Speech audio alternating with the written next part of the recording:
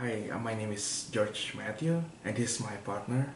Chad Loventhal. We are from University of Maryland, AAST 498M, a public policy, Asian American public policy. And we are today here to interview Mrs. Marian Sayena here. Can you describe yourself a little bit? Sure. Family, education, background? Sure, I'd be happy to. So, hi, I'm Marian Sayena. I was born and raised in Baltimore. I went to the University of Maryland in 1998, and I was the class of 2002.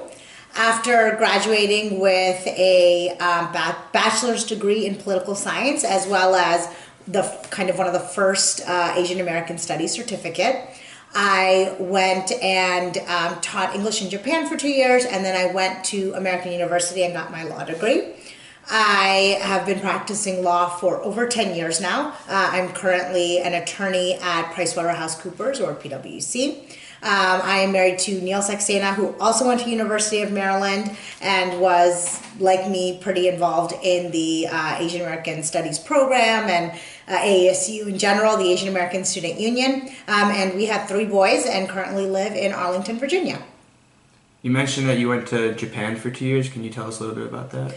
Yeah, I was not quite ready for the real world, and after just being here and particularly going through the AASU program and meeting so many friends of different Asian backgrounds, kind of cultural backgrounds, I thought it would be a great experience to live in Asia, but not necessarily in India, which is where my family's from, and just to live a, multicultural and kind of different cultural experience, and to really experience what it's like to be on the other side a little bit. So I lived there for 2 years. It was a really interesting program. I learned a lot about myself. I also learned a lot about Japan is a culture which is very welcoming, and they're very kind people, but there is definitely this idea that you're always foreign. So it was kind of interesting, at sometimes in my life I have always felt foreign here, and then living in a different country, I felt very foreign. So I guess, at least having these experiences here in the States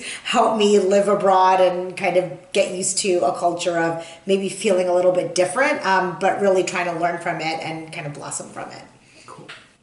Can you please describe your relationship to the founding and growth of the Asian American Studies program in the University of Maryland? Sure. So I was there at a really exciting time. Like I said, I was there from 1998 to 2002. And so that was a time when the Asian American Studies program was really getting more than off the ground. It was really getting kind of the support that it needed, not just from the Asian American community, but also from the university as a whole, kind of champions outside of the organization who really wanted it to succeed. So, thanks to kind of a number of folks before me, I, along with some folks who I consider my best friends still, like Carmela Clendenning, we were actually the first kind of joint recipients of the Asian American Studies Scholarship. And so we were just there at a time where I think Asian American Studies really was at the forefront of being more than just a dream, but a reality.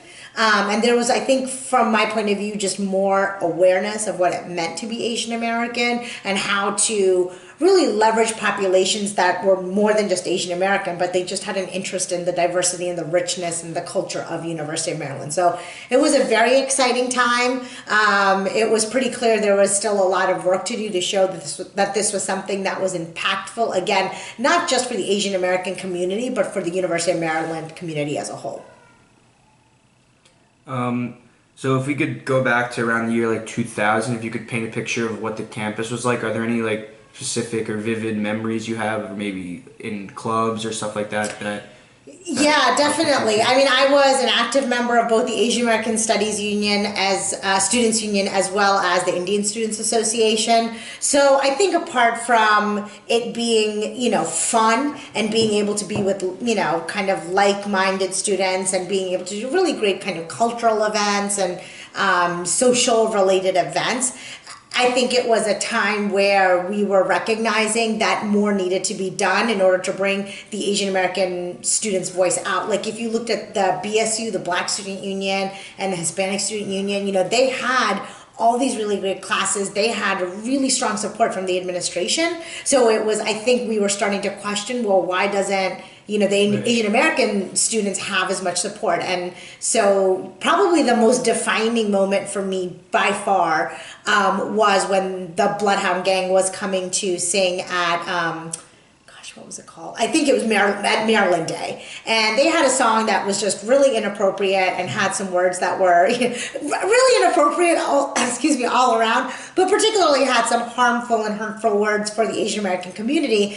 And we fought so hard to get them kind of kicked out of, the Maryland Day performance, because we were like, hey, this is really hurtful and kind of harmful for an important group within the school community. And honestly, this should not be what my tuition is going towards, right?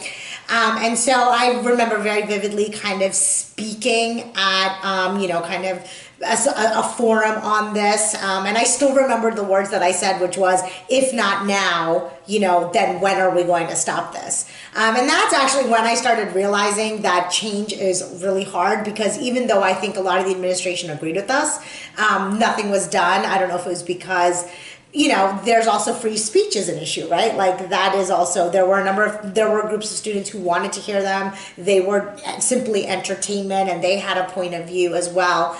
We did sit-ins, I remember, at the administration, and then also during the Bloodhound Gang performance, we turned our backs to them. We all were matching t-shirts with our kind of hands in the air. It was a really powerful moment, because I didn't think until then, I think it was more of the social and kind of fun aspect of being part of this organization, and then going to something that was really serious and people taunting us, throwing things at us. I remember my, friends were crying. It was really powerful. And I think it was also sad for us, because it was also our first first view of even when you really believe in something and kind of put your all towards it, it doesn't turn out the way you want it to. They still performed, and people still didn't get it, and that was that was a really hard lesson to learn for me, and I think a good lesson to learn in life.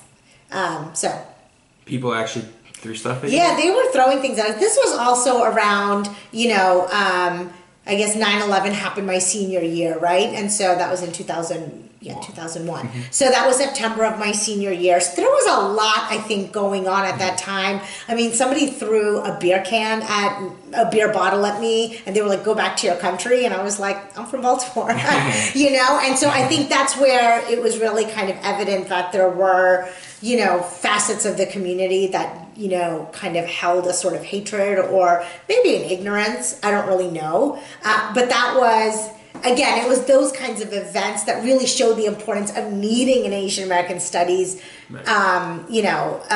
program, and legitimizing it through not just a certificate, but it could be actually like a degree that you can have to show that, hey, this is an important part of history, because one day those will be the stories that are told 40, 50 years from now. About how Muslim Americans and Indian Americans and Sikh Americans were treated after 9/11. Can you please describe one or two memorable events during your stay in Japan that helped expand your understanding of Asian culture? Sure, I'd be happy to. So while I was in Japan, I was teaching English. And I am a very direct person, and I think Americans tend to be very direct. If we want to go from A to Z, we'll go from A to Z. So I think... one of kind of the teachers was having an issue with me that they were trying to fix.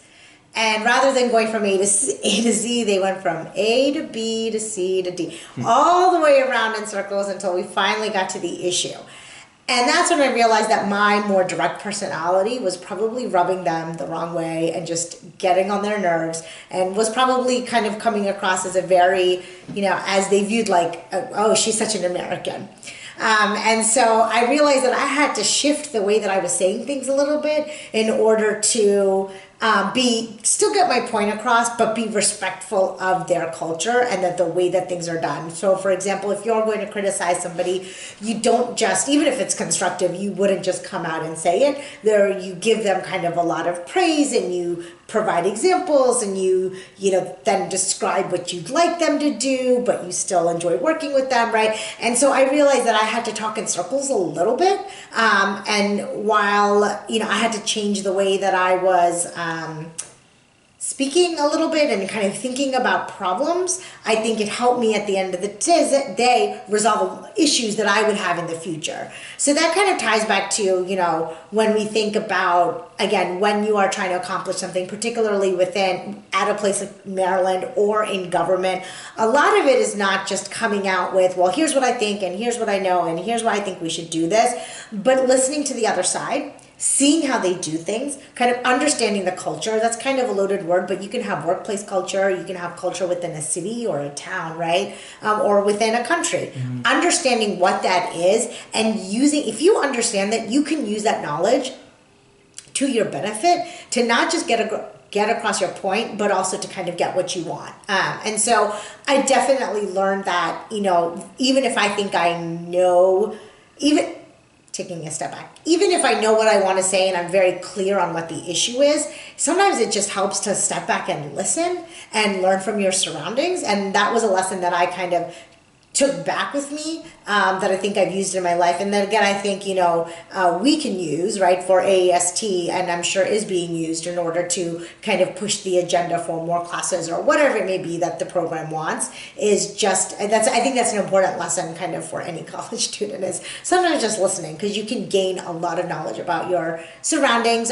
in order to prove your point and hopefully, attain the goal that you want. Looking back over the years, is there anything you would have done differently? Yeah, I think that I would have prepared myself for failure a little bit more, because like I said, I thought that if you truly believed in something and worked really hard, again, trying to get them off of the Maryland Day performance, that would have been enough. And I think what we probably should have done is looked for more buy-in. I think just now as a working professional, I've realized how important having a champion is and having buy-in, right? For me, now it's at more of a professional level. But I think having that buy-in from folks who are not necessarily having the same experience as you are, but who are understanding of that experience is critical, because that's the only way you're going to reach people so that it matters, so that it's more than just one group, is having that buy-in, having those champions, and I think understanding the politics of that a little bit more. And I'm sure our professors understood that. I'm sure our student kind of mentors and the folks leading us understood that. But I think as students, we at the end of the day, we're the ones paying tuition. We're the ones who should have taken a little bit more ownership of that. And that's probably I would have tried to find ways to do that differently. I don't know if we would have been any more successful. Maybe not. But I think that would have at least, again, helped to further legitimize what we were trying to do. So can you please describe how the founding and growth of the AAST program has affected you personally, both career and family? Sure.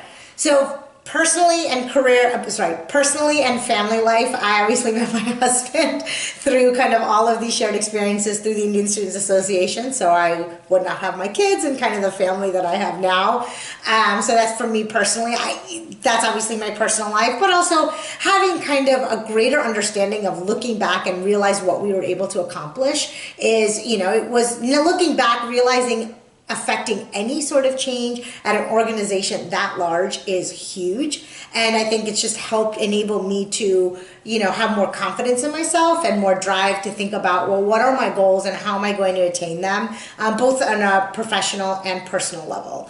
And I think for me personally, I've seen the importance of, of groups and programs like AAST. And so for me personally, and my husband, he is an executive director of a nonprofit that mentors Asian American youth in the area. So we have really built and before that he was doing work at the mayor's office in DC. So we have kind of built our lives around the fact that of giving back to the community. He obviously does that in his work. I do that by being able to kind of support that.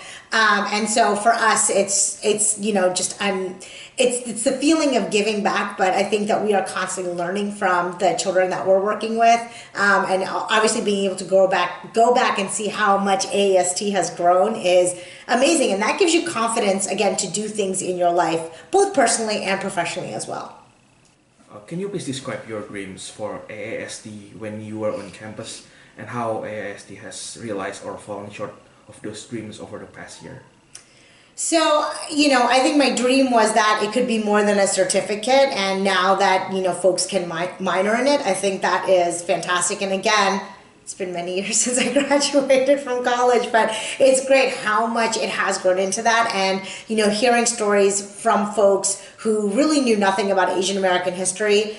I think one of the goals for me was to bring in non-Asian Americans and for them to have interest in the classes, because that it is, at the end of the day, it's not just a part of Asian American history, but it's a part of American history. That I think was, again, going back to the question of, where did we fail back then, maybe it's that point as well, trying to impress that point as well, that these are not just classes for Asian Americans to learn about kind of their roots here, but for everybody, right? Anybody who's at University of Maryland, whether they are an international student or, X race, it doesn't really matter, that they can learn and take something back from these classes, I think is really important. And I hear, that is happening. So I think that is fantastic. And I think it's just keeping it going. And I think as we have more history, right, that will grow even more. So I, have nothing but positive thoughts and just happiness thinking about how much it has grown over the last, few years since I graduated. More than a few. But. Is there anything that you can think of in specific that you would like to still grow a little more? Like if any dreams weren't met, is there anything you can do? I think the goal, I guess, is that it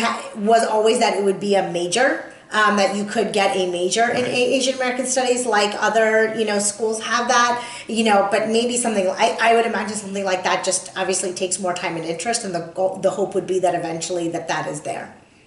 So as we come to a conclusion, to sum up everything, do you have any specific dreams or lessons you've learned throughout your days that you want to pass on to new students and stuff like that? Sure, I would love to. I think definitely my dream is for any student taking an AAST class is just to enjoy it. And to learn as much from it and take it obviously just as seriously as all of your other classes, because this is an important part of not just Asian American history, but of American history and of our history in general. And so the only way that we will learn from our lessons of the past is to learn from them and to know about them.